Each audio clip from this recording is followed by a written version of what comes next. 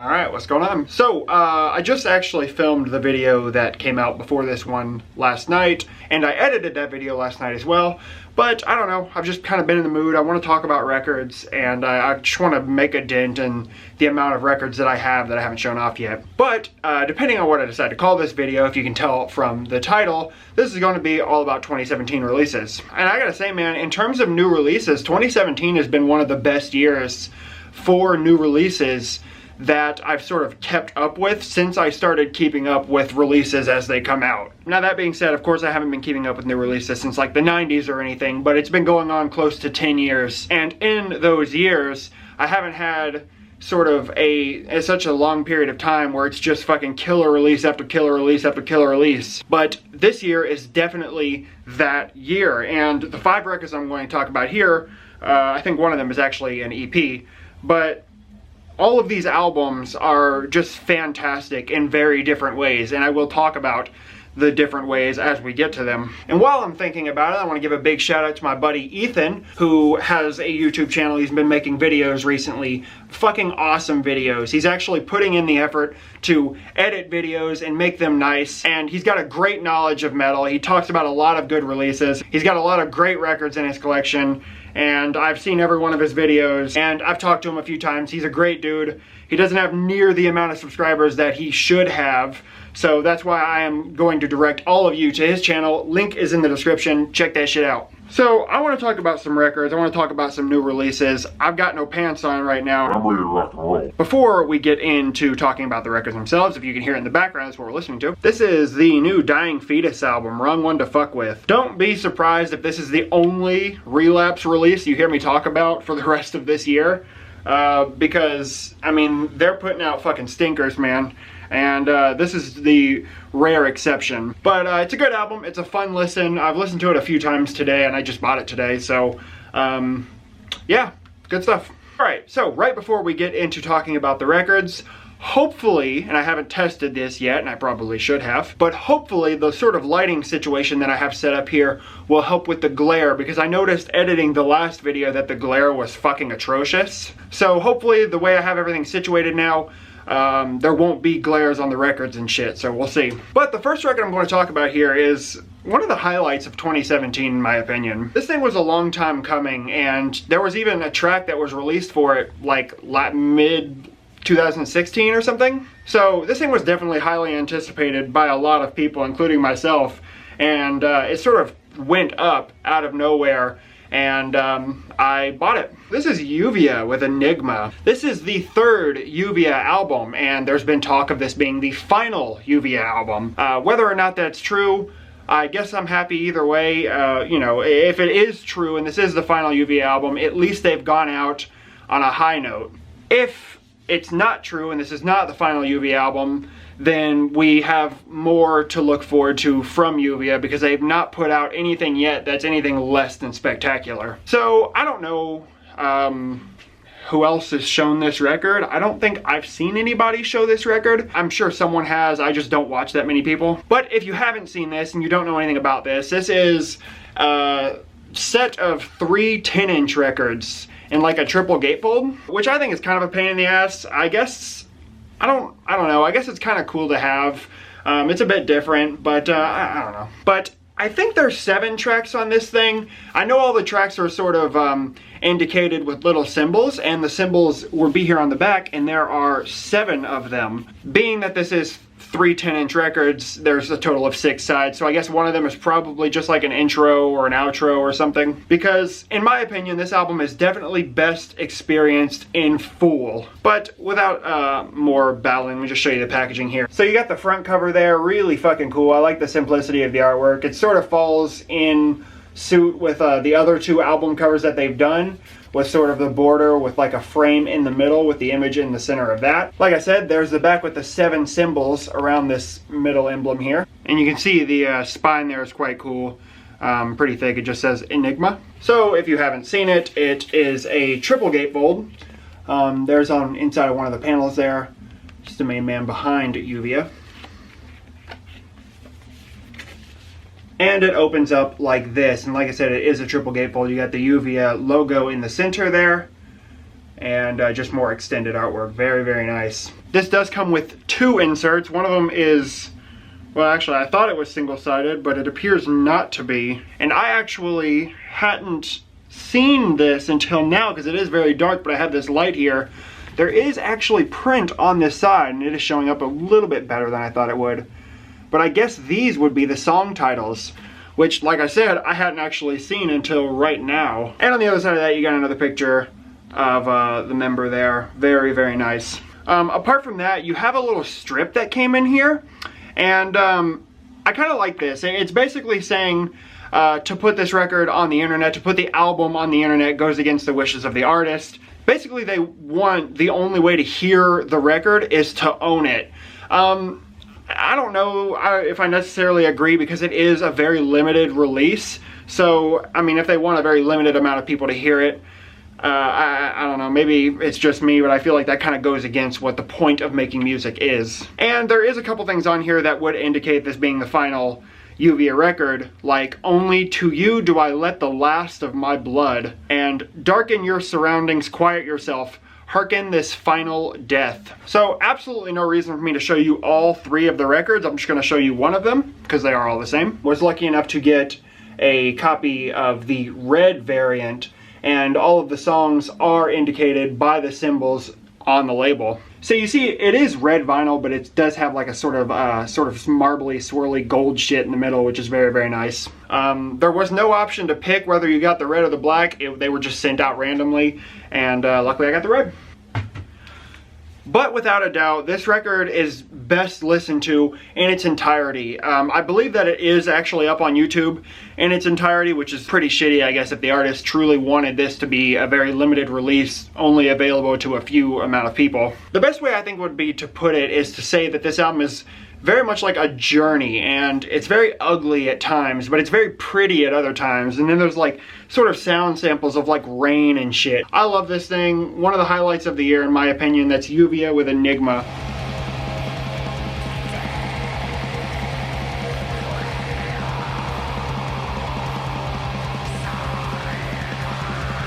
I talked a bit too much about Uvia, didn't I? Ugh. Next up, this actually isn't a metal record. And this sort of took me by surprise because I had seen this start popping up on YouTube and like recommended shit for like Iron Bonehead releases.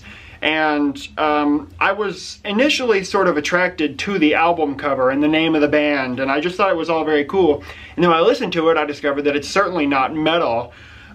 This is more, it falls under the umbrella of death rock. So a lot of you probably knew what I was talking about, but if not, this is Rope Sect with Personae Ingratae, which is Latin for like personal unwelcome or something. At least that's what Google Translate says. But this is really, really fucking good. It's very catchy, it's very eerie and spooky, but it's also just, it just has a good atmosphere. And I gotta say, man, this is another one of my favorite releases of the year. However, this is only an EP.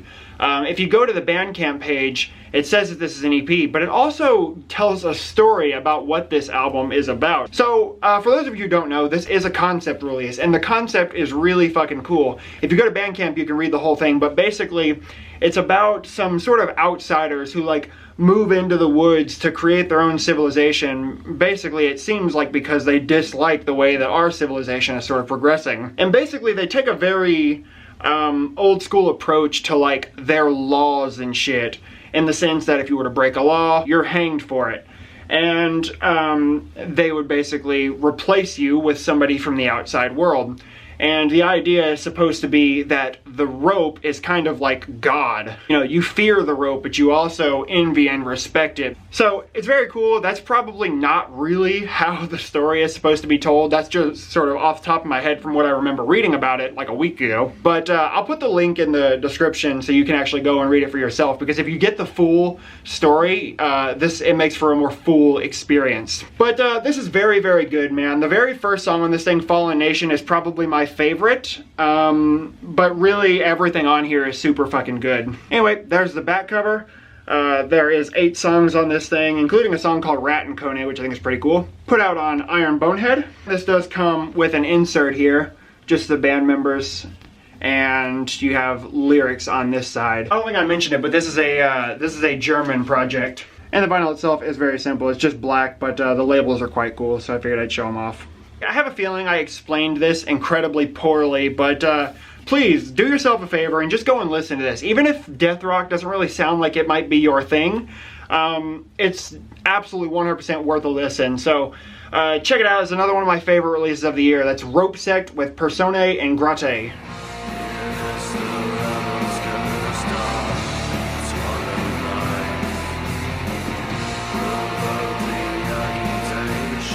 Alright, time for some American black metal. This is Birth with Saviors of Armageddon. I've got absolutely no idea if that's how you pronounce the name of this band. That's how I've been saying it because that's the only way that sort of makes sense to me. Unless it's like Beerth or Byrth or something like that, but I've just been calling it Birth. It's, if you can't read it, it's B-Y-Y-R-T-H. But this is the debut album from Birth. And before this, they've only had one prior demo that I think came out last year. This is some very raw, abrasive black metal. But in my opinion, this album is at its very, very best when it sort of slows down and takes a more sort of calm, eerie approach. However, that being said, there are points of this album that are faster and more aggressive, and those parts are fucking killer too. So really, this is just a good record. At points, the vocals on this thing remind me a lot of like Leviathan vocals, specifically the 10th sublevel of Suicide, if you can remember what those vocals sound like off the top of your head. Some of the vocals on this are very reminiscent of that. There's just great riffs all over this thing. It's very cold and atmospheric. It's just very dark in general. And the whole record is fucking fantastic. So let me show you the packaging here. So there's the front cover there. Really, really cool. If you put it in black and white, it would look like a lot like an old Dark Throne album cover. There's the back cover there. Again, on Iron Bonehead, you get the track titles. And right there would be how you spell the name of the band. B-Y-Y-R-T-H. And shit.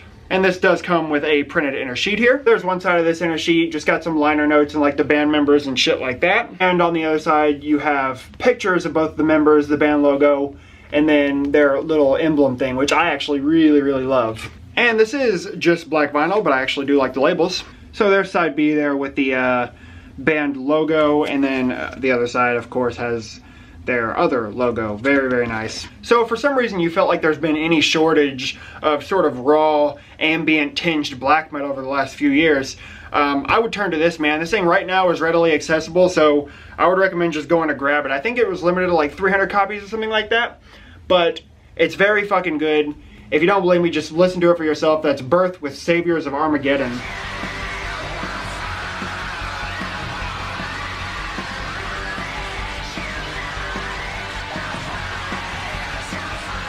Alright, and I know I'm starting to sound like a broken record, but this is another favorite of mine for 2017. But arguably, I think I might like this more than everything else I've talked about so far. This is Jindad with Nedstigning. You can pronounce this however you want, but it's G-J-E-N-D, O with the slash through it, D. I'm not sure what the O with the slash through it, I don't know what noise that makes. But that's how you spell the actual title. It's N-E-D-S-T-I-G-N-I-N-G. So, fuck if I know, man. I don't know how to pronounce it. I just know that it is Norwegian for descent.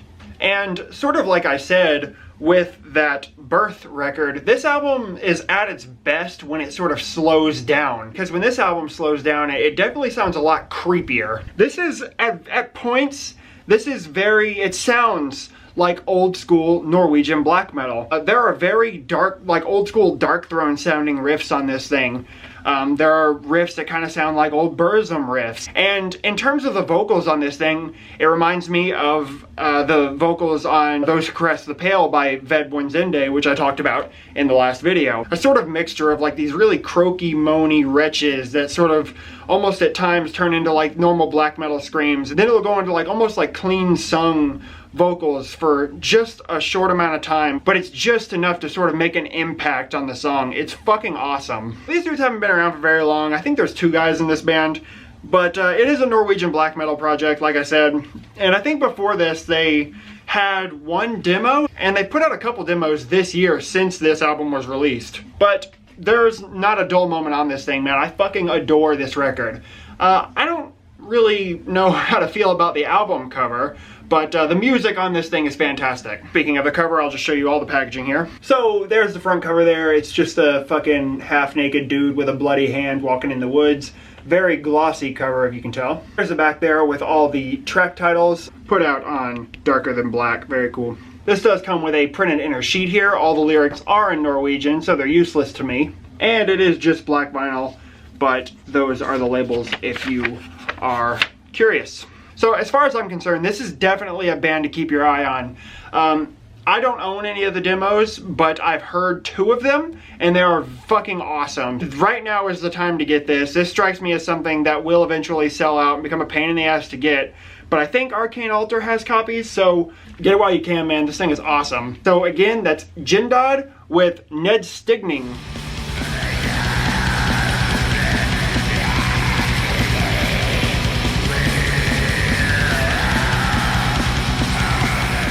Finally here, this is something that I first heard about, and I'm fucking late to the party on this, man, because these guys have been around for a while. This is this band's 2nd album, but they've been around since 2011. All these other projects I've talked about are relatively new. This is the oldest of all of these bands, and it's only 2011 is when they formed, so. But this band is from Germany, and it's fucking awesome. So this is Krista with Summoners of the Serpent's Wrath. So my buddy Kevin made a video and he talked about this, and the way he talked about it, he had mentioned that the riffs on this thing were very reminiscent of Sargeist's Let the Devil In. I compare bands to Sargeist every now and then, but in terms of the riffs and the atmosphere, Sargeist is a very good comparison for this band. Let the Devil In specifically, if you listen to the riffs on this thing and you listen to Let the Devil In, you're gonna hear a lot of similarities, and that's like the best fucking compliment I could give any band. The difference, of course, is this is a lot more atmospheric and a lot more like dissonant, I would think, than something like Sargeist or Let the Devil In would be.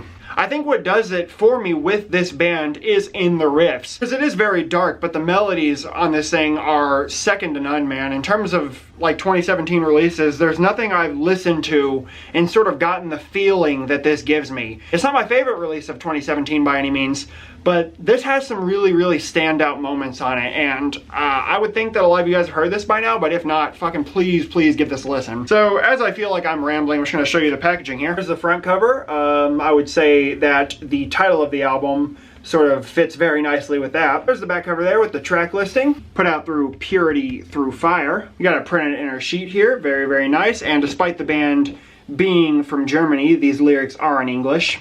And it is just black vinyl, and the labels are also very, very simple.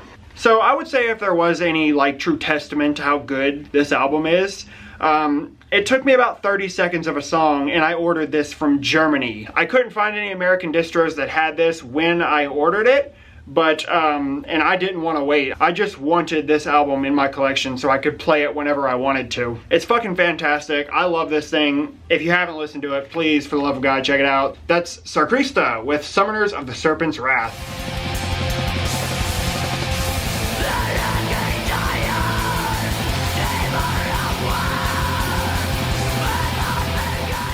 And that's it, guys. That's all I got. That's 5 more records down. A tiny dent into the large amount of records that I haven't shown you guys yet, but I'm going to keep this up. I want to make these videos more often, and I want to keep finding ways to sort of improve. So let me know what you guys think, and I'll be back real soon. Later.